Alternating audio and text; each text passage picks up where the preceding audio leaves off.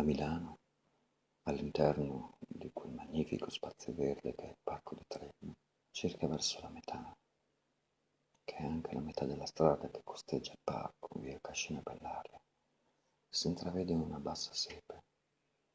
È un luogo che è completamente diverso dal resto del parco.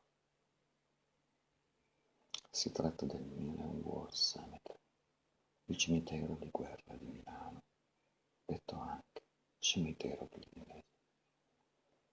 All'ingresso c'è un cancello basso che non ho fotografato, che non è mai chiuso a chiave, e infatti Google ricorda che questo luogo è aperto 24 ore su 24.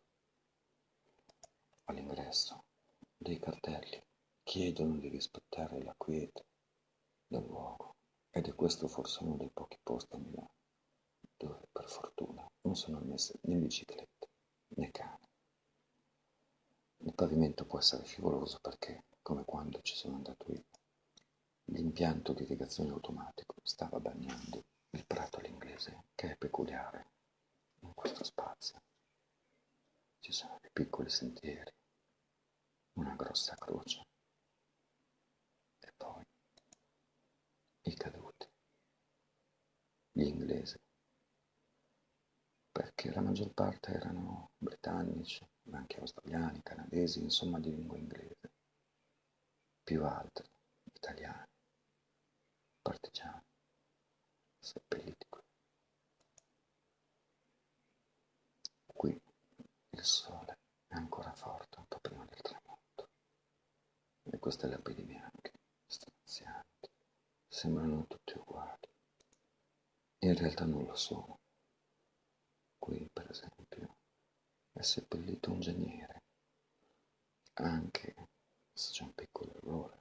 Engineers è scritto con due E. Ogni lapide è una storia e le frasi finali, in calce, sono estremamente commoventi. Alcune lapidi però sono uguali, sono quelle che riguardano gli anonimi, coloro i quali di cui non si sa il nome, per cui in fondo viene scritto no, in to God, solo Dio sa chi fosse. E quindi vengono ricordati i corpi di appartenenza, le qualifiche, la data di morte, l'età. È sempre questa frase finale. Until we met again, finché non ci incontreremo ancora. Questo è l'unico caso in cui delle lapidi sono seppellite una a fianco all'altra. Si tratta di piloti, morti tutti nella stessa battaglia aerea, e quindi seppelliti uno a fianco all'altro.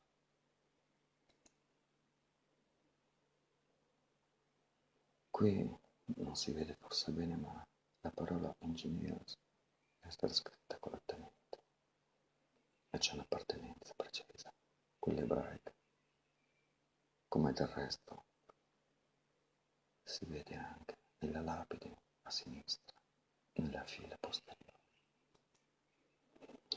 In fondo al cimitero c'è una specie di cappella, che in realtà non ha molto di religioso, se non una croce su quella specie di tabernacolo.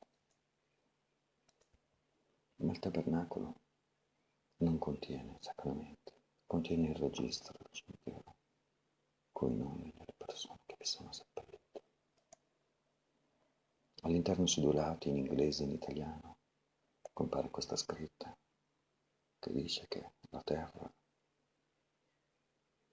sulla quale è situato questo cimitero è un dono degli italiani, del popolo italiano, per un luogo di pace perpetua,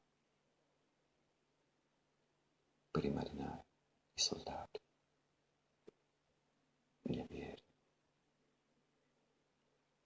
che sono onorati qui. C'è anche una targa che ricorda